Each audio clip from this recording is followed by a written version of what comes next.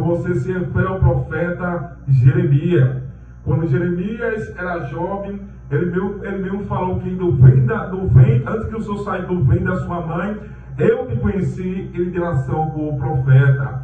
Mas Jeremias, ele era uma pessoa jovem ainda, ele era uma pessoa que não tinha aquela grande experiência, era uma pessoa que não tinha aquela maturidade que um homem feito tem. Por isso que ele tinha medo daquela grande responsabilidade, porque ele sabia o que aconteceu com Isaías. Ele sabia o que aconteceu com os profetas que veio antes dele. Ele sabia que o profeta, ele tinha aquela grande responsabilidade de transmitir o que Deus mandou ele transmitir. Por isso que Jeremias temeu na base. Por isso que Jeremias disse, eu sou uma criança. A mesma coisa não é diferente hoje em dia. Muitas vezes colocamos desculpa para fazer a obra de Deus. Muitas vezes dizendo, não, eu sou uma criança, não posso fazer. Ah não, porque eu sou jovem, também não posso fazer. Ah não, porque eu tenho uma faculdade, eu tenho que ir para a faculdade. Ah não, porque eu tenho que estudar, eu tenho que estudar. Não estou falando que eu sou contra o estudo, não estou falando isso. Eu estou falando em relação à desculpa que volta na obra de Deus. É porque muitas vezes temos tempo para fazer a obra de Deus e não fazemos a obra de Deus. Por isso que o próprio Isaías 55, versículo 6, ele disse, buscai ao Senhor enquanto se for achar, e invocai enquanto Ele está perto. Até mesmo na narração também de Mateus, capítulo 6, ele disse, buscai o reino de Deus em primeiro lugar, e a sua justiça, e nós como serão acrescentadas. É porque primeira prioridade é o próprio Deus. Porque primeira prioridade é o nosso Senhor Jesus Cristo. Porque primeira prioridade é a palavra do nosso Senhor Jesus Cristo. Enquanto você está perdendo tempo, muitas almas estão se perdendo. Enquanto você está perdendo tempo, pessoas erradas, ou até mesmo com prioridades erradas, tem muitas almas descendo nesse exato momento para o fogo do inferno. Ou seja, muitas pessoas estão perdendo a oportunidade de pregar para o traficante, a oportunidade de pregar para o prostituto, a oportunidade de pregar para aquelas pessoas que estão vivendo a rebeldia, ou até mesmo no terreno de macumba, ou até mesmo para aquelas pessoas que estão bebendo cachaça e bebendo aquilo que está condenando a tua sentença de morte. Por isso que o profeta Jeremias, ele sentiu na pele o peso da responsabilidade. Porque para levar a palavra de Deus não é fácil. Para levar a palavra de Deus não é fácil levar. Porque para levar vai ter que levar chicotada, vai ter que ser perseguido, vai ter que ser humilhado, vai ter que ser até mesmo caluniado, até mesmo ter que apanhar por amor ao Evangelho de Cristo. Mas eu quero te certificar, bem-aventurados são aqueles que estão perseguidos por causa do nome do Senhor Jesus Cristo, porque vós receberão a coroa da vida naquele grande dia. Louvado seja o nome do Senhor. Por isso que Josué capítulo 1, versículo 8, ele diz, antes observais a lei, fazei segundo o meu servo Moisés te ordenou, e não te nem para a direita e nem para a esquerda. Então medite na minha lei de dia e de noite, então te conduzirá por onde quer que andares. É à toa também que sempre como Deus chama alguém, ele disse, é grande a responsabilidade. Até mesmo Josué também está tremendo também na base. É tanto que no capítulo, versículo 9, ele disse, ei Josué, não tema e nem te espante, porque eu, Senhor teu Deus, estou contigo por onde quer que andares. Mas uma coisa eu sei, o Deus que te chamou, Ele mesmo te responsabiliza pela sua própria vida. Por quem você está temendo de pregar a palavra de Deus? Não tema aqueles que vão se levantar contra você. Não tema aqueles que vão te caluniar. Não tema aquelas pessoas que falam mal de você. Não tema, porque se ninguém se levantar contra a sua vida, alguma coisa está errada. Alguma coisa está fora do controle. Alguma coisa não está agradando a Deus. É porque sempre como eu e você agrada a Deus, o inimigo se levanta. Porque o inimigo se levanta? Porque o diabo sabe que você está agradando a Deus. O diabo sabe que você está orando. O diabo sabe que você está de joelho. O diabo sabe que você está lendo a Bíblia todos os dias. O diabo sabe que tudo que você está fazendo na obra de Deus está subindo diante de Deus. Por isso que em Hebreus, capítulo 4, versículo 12, ele disse: a palavra do nosso Senhor Jesus Cristo, a palavra do Senhor é como espada de dois gumes, que vai dizer da junta abertura e apto para decidir pensamento do vosso coração.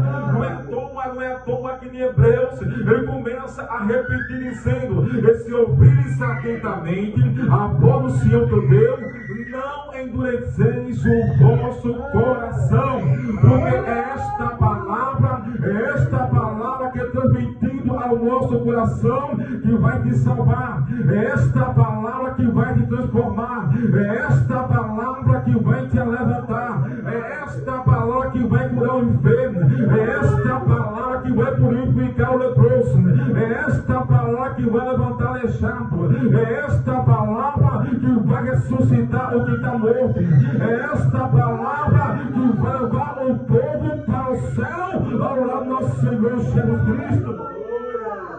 Por isso que a Bíblia diz: e quando o verbo se fez carne, João capítulo 1, então a Bíblia vai dizer: o verbo se fez, no princípio era o verbo, e o verbo estava com Deus, e o verbo era o próprio Deus. Aí você me diz: pregador, o que é o verbo? É palavra, né? O verbo é palavra, é dentro da boca de alguém. E quando esse verbo, que é a palavra de Deus, ele se fez carne e habitou, ele está se referindo a quem? Ao próprio Jesus Cristo. Por isso que ele disse: no princípio era a palavra, e a palavra estava com Deus, e a palavra era o próprio Deus. E deixe eu explicar melhor. No princípio era Jesus, e Jesus estava com Deus, e Jesus era o próprio Deus. Deixe eu explicar melhor. Ei, pregador, como é que Jesus pode ser Deus? O apóstolo Paulo, ele falou uma coisa interessante. Ele disse: mesmo sendo dele, não usou de usurpação de ser igual a dele, antes tomou forma de servo, semelhante aos homens, ele foi obediente até a morte de cruz. Mas Deus deu um nome que está acima de todos os nomes, o qual diante desse nome, em toda a boca confessará, em todo o joelho se dobrará, e dirão que ele só, Jesus Cristo, é o Senhor. A palavra estava em movimento. E quando segundo narrou São Mateus, Mateus vai dizer que ele nasceu de uma manjedoura. O que era uma manjedoura? É da onde os pastores daquela época colocavam comida para os animais comerem. É da onde os pastores naquela época colocavam comida para os animais se alimentarem. Até o lugar para nascer, Jesus não teve. Até o lugar para nascer, não deu lugar para Jesus nascer. Quando José, quando Maria chegou na casa de alguém, bateu na casa de alguém para se hospedar, então alguém dentro daquela casa abriu a porta e disse: não há lugar para ele aqui, a casa está lotada, não há espaço para ele aqui, não há espaço para ele nascer, não há espaço para ele repousar, não há espaço para ele habitar. É a mesma coisa nesta época, no meio dessa geração. Muitas vezes Jesus está batendo na porta e as pessoas estão falando para ele: não tem espaço para ele aqui, não tem espaço para ele habitar, não tem espaço para ele morar. E sabe o que Cristo está dizendo aqui? Eu ainda estou batendo na porta, eu ainda estou do lado de fora, eu ainda estou batendo para você abrir a porta. E bem, pregador, porque Jesus não entrou? Eu vou te explicar agora. Porque muitas vezes as sua casa está muito cheia. Muitas vezes você encheu a tua casa de amigos, você encheu a tua casa de pessoas que não deveriam estar lá, você encheu a tua casa de prostituição, você encheu a tua casa de pessoas que gostam de fumar, de pessoas que gostam de beber, de pessoas que gostam de tocar suando. Você encheu a tua casa roubando o espaço do próprio Deus. Por isso que Jesus disse: antes de eu entrar em sua casa, você vai ter que vaziar a tua casa, você vai ter que tirar os seus amigos da tua casa, porque quando você estiver doente, os seus amigos não vão lá. Mas eu conheço um que vai no hospital, eu conheço um que vai na tua casa, eu conheço um que vai ao teu encontro. O nome dele é quem? É Jesus Cristo de Nazaré. Ele fecharam a porta para Jesus.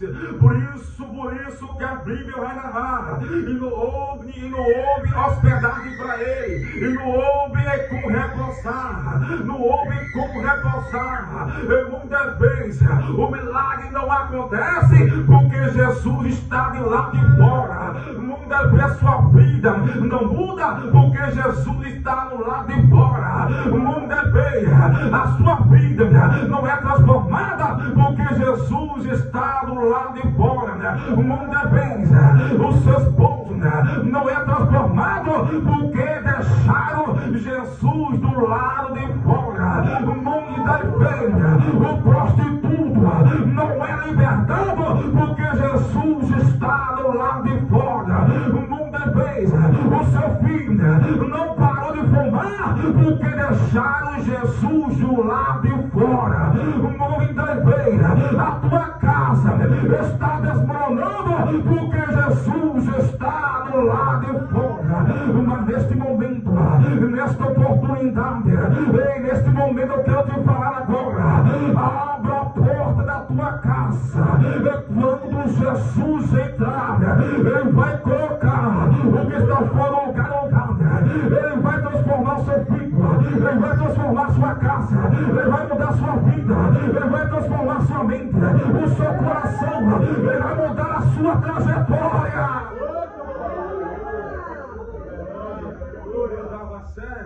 Por isso que a transformação é quando Jesus entra na sua casa. Por isso que em Apocalipse, capítulo 3, versículo 20, ele disse: eis que estou à porta e bato. Se alguém ouvir a minha voz e abrir a porta, eu entrarei e cearei, e ele comigo ceará. Ou seja, para Jesus entrar, ele não é invasor, não. Ele não é invasor, não é. Não é, mas eu conheço um que é invasor. O diabo é invasor, porque se você deixar a janela aberta, ele entra. Por isso que em João capítulo 10, ele diz uma coisa interessante. Ele disse: eu sou o bom pastor e dou a vida pela minha ovelha, no versículo 11. Mas ele diz uma coisa interessante: mas as ovelhas ouvem a voz do seu pastor. As ovelhas sabem quem é seu pastor. As ovelhas reconhecem a voz do seu pastor. As ovelhas reconhecem a voz do próprio Deus. As ovelhas reconhecem quem é Jesus Cristo. Mas as ovelhas não reconhecem mercenário de imposto nenhum. Não reconhece aquele mercenário, porque vê o lobo e ele deixa matar. Mas o pastor não, ele dá vida pelas suas ovelhas. Ele pode vir o leão, ele pode vir o urso, ele pode vir o urso, ele pode até morrer, mas as ovelhas não vai morrer, não vai morrer, não vai morrer. A tua casa não vai desmoronar, o seu filho não vai morrer, a sua esposa não vai perecer. Tentaram abrir o caixão, tentaram abrir o cemitério, mas quando Deus entra em ação, Deus está dizendo: o cação vai ser versado. Deus está dizendo, fecha o cemitério. Deus está dizendo, fecha o cação, porque quando eu estiver na sua casa, não haverá luto.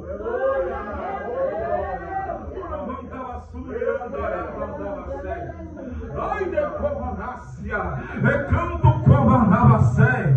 Quem está adorando a Deus aqui? Cadê os adoradores aqui?